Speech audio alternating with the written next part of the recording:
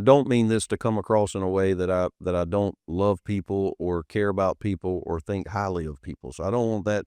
I don't want it to come across that way, because as I was toying with this in my mind, everybody knows you're a mean son of a gun. yeah, I'm the worst. I'm a gremlin, and but one thing that I've noticed in my career, and you can probably speak to this. You've probably sat in this thought to some degree and have a mindset change that I can learn from is, when I'm sitting there doing my thing, focusing on my thing, but yet I still see others' successes, right? And it's not envy.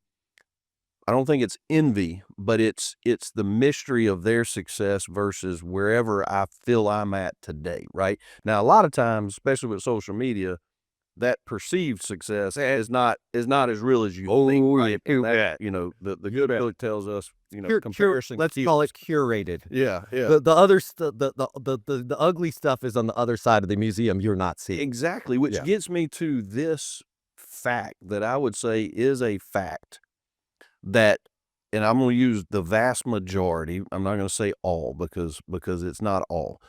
The vast majority of the times that I go engage and I interact with the individuals that I perceive are more successful or have it figured out more than I do, I am underwhelmed. Once I, and I'm like, really? Wow. That's not accurate, right? They don't have something that I don't have. They're just out there doing something I'm not doing today, right? 1000%. And that's a barrier that I think is, to your point, that you just had to get out there and knock on a door, right? Like, there comes a point where we need a strategy. We need to think through what we're doing. We need to be intentional. We need to know what our job is to lead people to the path that we want them to take. But then there's also sometimes you just got to throw the spinnerbait, right? It's, I relate a lot of things back to hunting and fishing, because I grew up in the South and that's what I grew up doing. So that's what I know. And, you had tournament bass fishermen, and some of them would fish slow, with a worm, and they would sit there and just jiggle that sucker for forever in front, hoping that they could tick off a fish until it bites. And other people's strategy is, man, I'm going to throw a spinnerbait, and I'm gonna have the trolling motor on high, and I'm gonna hit as much ground as I can throwing that spinnerbait, because there's some fish that are just hungry. They'll hit this ugly metal looking thing with a skirt on it, not knowing what it is. They're just hungry. But if you're sitting in your boat looking at your depth finder and looking at the bank, and you don't have a rod in your hand, one thing I can guarantee you is you're not going to catch any fish. Right? 100%. So whatever your tactic is, you got to be willing to put the lure in the water. And we're so much more fortunate than we think we are, because you look at those people, and I've thought the exact same thing you have, James. But here's the other cool thing about that is those people that are more successful to you than you, which you should, if you do have the courage to connect with them, right? You will be underwhelmed. You will find, though, they're a lot cooler for the most part. There's some jerks everywhere. Yeah. For the most part, people are a lot cooler than you would think. And if you said, hey, how are you doing it? They would be more than willing to help you, right? It's not professional sports, right? We're not this isn't wrestling. We're not in each other's bracket, right? This isn't boxing. Right. We're not both contenders. Like, people will help each other out. And then the other point is, you'll realize even a lot of people would look at me and go, wow, Matt Easton's so successful. I look at me and I look at all the other people that I'm looking at above me, and I'm like, oh, I'm terrible, right? Everybody's trying to figure it out, right? That's what separates the people that are doing what you think is great from the people that are quitting and going and working at a coffee shop somewhere. Is they're just taking action. They're just trying to figure it out. To your point, and I wish I could give my son's 14. We moved from Colorado to Florida. He immediately caught the fishing virus the first day there. I don't know anything about fishing, right? So I took him to Bass Pro. I got him some stuff. His first 4 days, this is the best thing, right? Boredom. His first 4 days, he didn't catch anything, right? But he stuck with it. And I'm like, he's going to go somewhere. He's going to figure this out, because he went 4 days with nothing. Right. But I couldn't give him any tips. And then to your point, there was some kid, we'd always drive by. This kid had the salt shirts on, and the gear on. And I'm like, how about that kid? Nah, Dad. I'm like 3 different times driving by that kid. Turns out the kid's name was Spencer. He's been hanging out with Spencer a lot lately because I'm like, why don't you just go up to that kid What you catching them on? and just say, hey, my name's Anderson. You can call me Endo. Like, I'm new to town. Hey, like, by the way, anybody will come to your rescue if you use this word, embarrassed, Yeah. right? Yeah.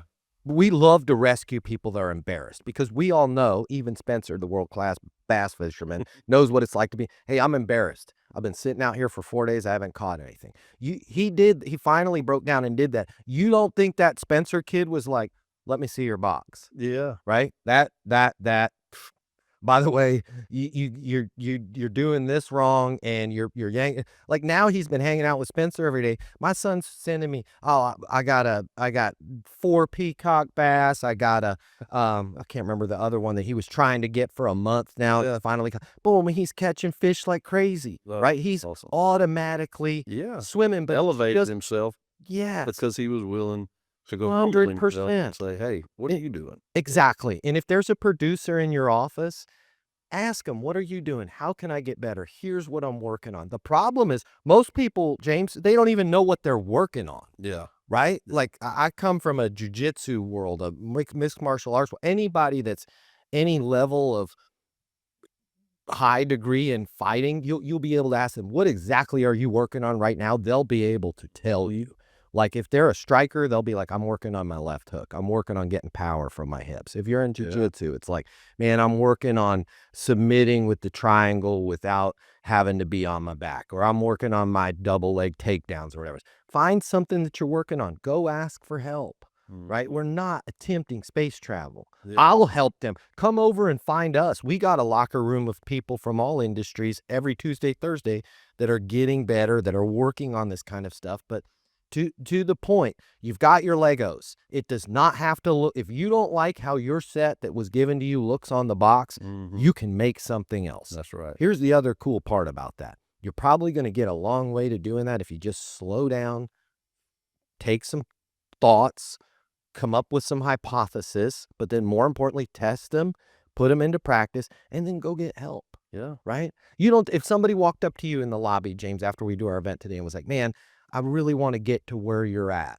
right? I bet you would, as hard as you are, and everybody knows you're just the meanest guy on planet Earth, I bet it would be almost impossible for you not to go, all right, talk to me about what's going, and take time, probably to the point where you'd maybe even be late to your next thing, because you would slow down and you would at least have a conversation with that person. Yeah. The same way Mr. Sacknoff let me clean his golf clubs and told me to get the heck out of the dishwasher room, right? Yeah. No disrespect to dishwashers out there, but if you're washing dishes, might be a good idea to get around other people. But ask for help, sit with your problems, try and figure out your problems, right? I cracked the dang Apple thing and at 3 o'clock in the morning. It's the best thing that ever happened to me.